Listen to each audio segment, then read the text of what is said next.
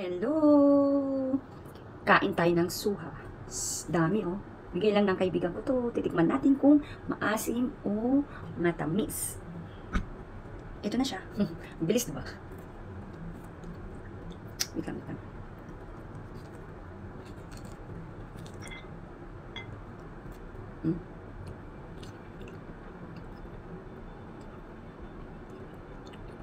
Matamis.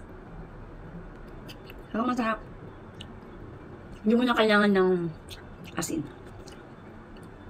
Kasi hindi siya maasim.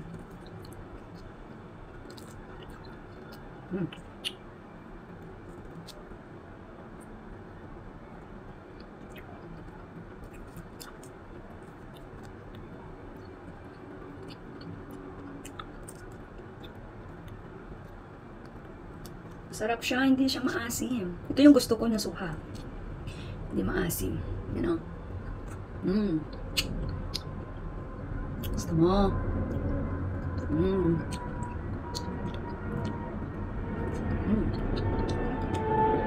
Sarap.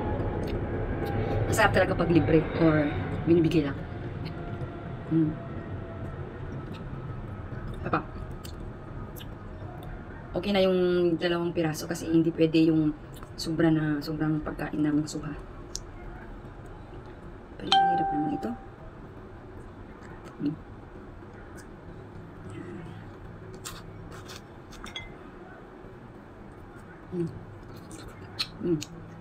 O, diba? Tamis siya. Hindi siya maasim. Yan o.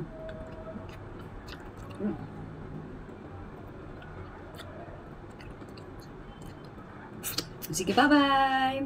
Tapusin ko muna to.